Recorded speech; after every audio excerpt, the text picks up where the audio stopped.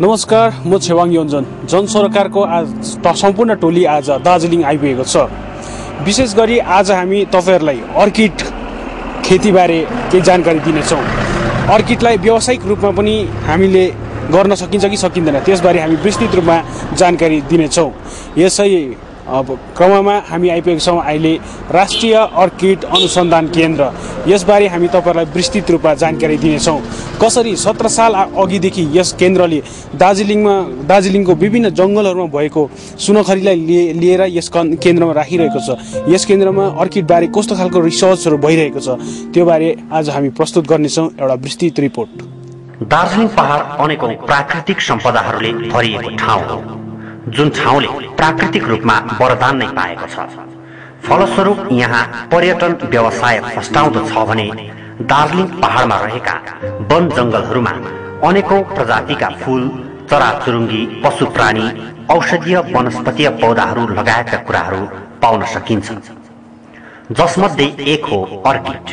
दार्जिलिङ पहाडका जंगलहरूमा अनेकौं प्रजातिका अर्किडहरू पाइन्छन्। ती अर्किडहरू आधा चिन्हित छन् भने केही अझसम्म पनि चिन्हित हुन सकेको छैन।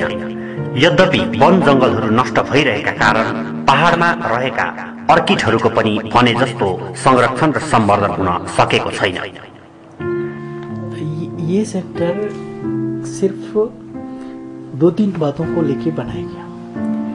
एक तो जैसे अर्किड से जो भारत में जो अर्किड है ये आपका 1300 प्रजातियां भारत में पाई जाती हैं। अर्किड्स की 1300 प्रजातियां भारत में पाई जाती हैं। 1300 में से करीब 340 के आसपास में दार्जिलिंग में मिलती हैं। अभी अर्किड्स का उद्देश्य क्यों हम अर्किड के पीछे पड़े हैं?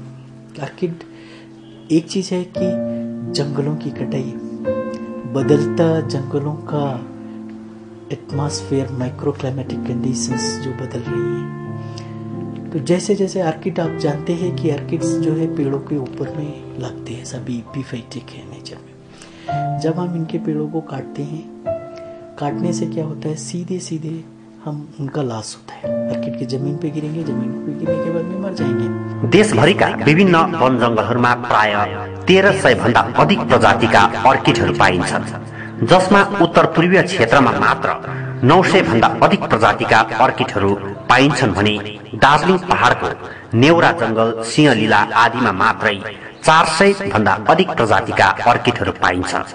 ती अर्किडहरू मध्येमा पनि सयौं प्रजातिका अर्किडहरू वनस्पतीय पौधा अंतर्गत पर्ने गरेको छ। ये वाला स्पीसीज है डेंड्रोबियम नोबिली, ये भी हमारे जंगलों में मिलता है। ये अभी फ्लावर में आने वाला है। ये सारे बर्ड से ये छोटे छोटे निकल रहे हैं डेंड्रोबियम नोबिली के प्लांट से, वहां से यहाँ तक। ये वाला मेडिसिनल अर्किड है एक आपका, इसको बोलते हैं डेंड्रोबियम लांगीकर्णो। ये हाँ, डेंड्रोबियम लांगीकर्णो मेडिसिनल प्लांट से। ये आपका सिलोगैनी फ्लैसिडा इसका नाम है। ये नीचे वाले जंगलों में, जहाँ पे आपका तगदा से और नीचे जाएंगे वहाँ पे मिलेगा। ये सिम्बिडियम एलिगेंस है। ये आपका सुखिया के आसपास का जो एरिया है वहाँ पे सुखिया है, आलूबारी है, 6 मील है, उधर की तरफ में ये मिलेगा।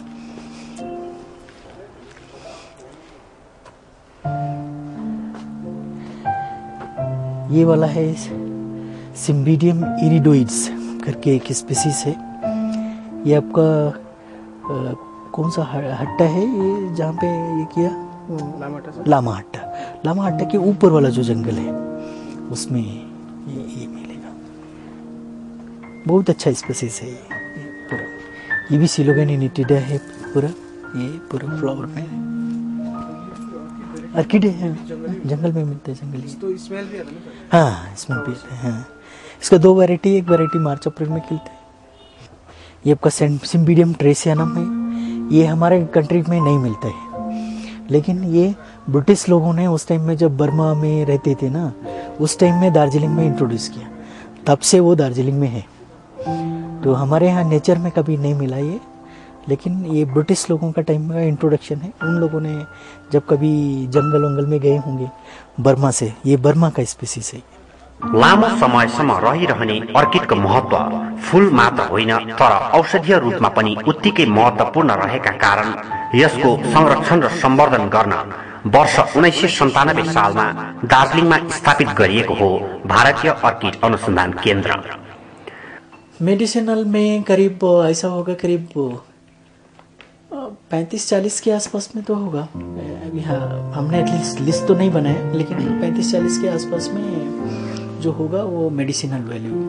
इवन रिसर्च करने वाले लोग हैं, उनको कभी किसी का पत्ता चाहिए होता है, तो कभी किसी का फ्रूट चाहिए होता है, किसी का कुछ चाहिए होता। तो बहुत सारी जो है अपॉर्चुनिटीज़ है इनको बिजनेस में लाने के लिए। मेडिसिन एक हो गया, आपका cut flower pot plant industry एक हो गया, लाइव प्लांट्स हो गया।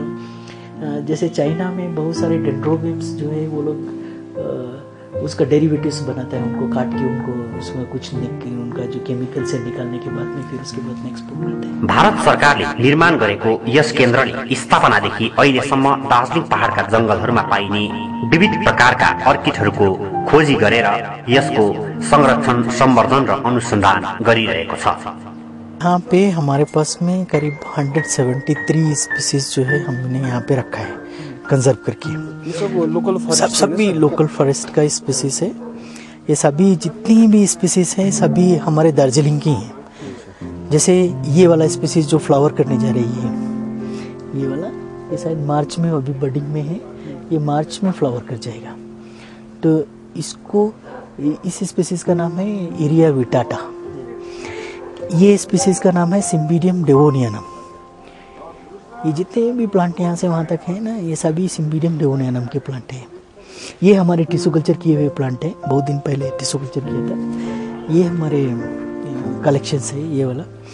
ये आपका तगदा जो है ना, तगदा का जंगल में मिलता है ये वाला स्पीसीज, लेकिन वहाँ भी अभी खत्म, मैक्सिमम खत्म हो गया। कुछ 2-4 प्लांट में दिखाई देता है, बाकी सब मैक्सिमम खत्म हो गया। केन्द्रमा लगभग 173 प्रजातिका अर्किडहरू रहेको छ। यी जम्मै अर्किडहरू यहीँकै जंगलहरूमा पाइने अर्किडहरू हुन्। यसका अनेकौं प्रकार अनि महत्व रहेको छ, जुन अर्किडहरूको माध्यमबाट यहाँका वैज्ञानिकहरूले अन्य विविध प्रकारका नयाँ हाइब्रिड अर्किडहरू फुलाउने दिशामा काम गरिरहेका छन्। देखो, जैसे मैंने शुरू में शुरू किया कि एक इम्पोर्टेंट बात है कि कंजर्वेशन किस लिए, not only to preserve my own heritage but to put them in use, कि हम उनको कैसे यूज करें। कंजर्वेशन तो करना है, साथ में उनको हमने यूज भी करना है। तो उनका यूज जैसे हम नई वैरायटी बनाने के लिए कर सकते हैं। 2 स्पीसीज लिया, उनको हाइब्रिडाइज किया, हाइब्रिडाइज करने के बाद में नया निकला, नया निकलने के बाद में अच्छा उसके अच्छे गुण, उसमें ज़्यादा अच्छे गुण होंगे, उनको हमने फिर से कमर्शलाइजेशन में लेके आए, तो नया वैरायटी तैयार करने के लिए यूज कर सकते हैं। अर्किडलाई संरक्षण र सम्वर्धन गर्नु केन्द्रको महत्वपूर्ण उद्देश्य हो। यसका अतिरिक्त केन्द्रले अर्किड सम्बन्धी खेती गर्ने कृषकहरूलाई पनि विविध प्रकारका तालिम एवं सहयोग पुर्याउने गरेको छ। विशेष डाक्टर रामपालको अगुवाईमा जुन चाहिँ एनआरसी अर्किड दार्जिलिङ जुन चाहिँ साइड जुन काम गर्छ त्यो एकदमै सराहनीय छ। कुनै मतदाताको मात्र छैन र अर्किड मलाई लाग्छ चियाको बादमा एउटा उद्योग निर्माण हुन सक्छ।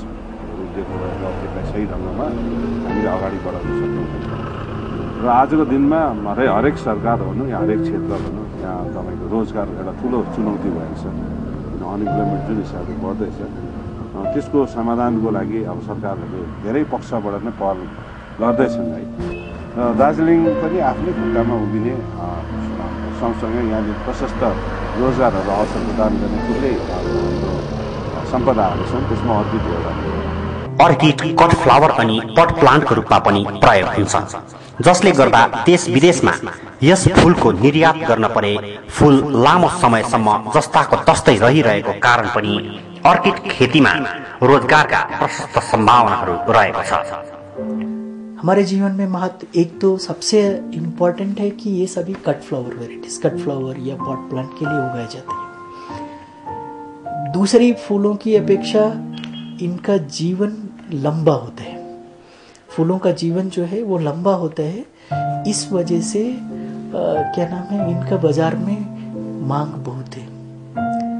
छिमेकी राज्य सिक्किमले हाल अर्किड खेती गरेर राज्यमा करोडौं रुपियाँको आमदानी गरिरहेको भए पनि दार्जिलिङ पहाडले भने सिक्किमको तुलनामा अधिक अर्किड भएर पनि यसको भने जस्तो संरक्षण सम्वर्धन साथै बजार व्यवस्थापन गर्न सकिरहेको छैन। दिनोदिन वन जंगल नष्ट भइरहेकोले अर्किडको संरक्षण गर्ने दिशामा सरकारले पनि विशेष तत्परता देखाइरहेको छ।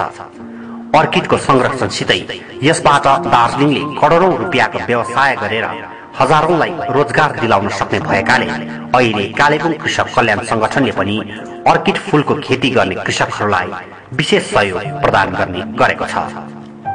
संगठनको यही एउटा मतलब कोसिस रहेको छ कि खालि कृषकलाई एउटा जागरुक गराएर कृषकलाई यस सम्बन्धी उनीहरूको रुचि बढाएर सँगसँगै यसमा सम्बन्धित जति निकायहरू छन् र उनीहरूलाई पनि एउटै मञ्चमा उभ्याएर कसरी हुन्छ एउटा अर्किडलाई सही ढङ्गमा एउटा सुरक्षा पनि प्रदान गर्ने, यसलाई सेक्युर प्रोटेक्सन पनि गर्ने, सँगसँगै यसलाई प्रोटेक्सनसँग सम्वर्धन गर्दै तपाईँ यसको विकास पनि गर्ने, आम्दानीको स्रोत निर्माण गर्ने र रोजगारको अवसर बढाउने त्यो दिशामा चाहिँ हामी काम गर्दैछौँ।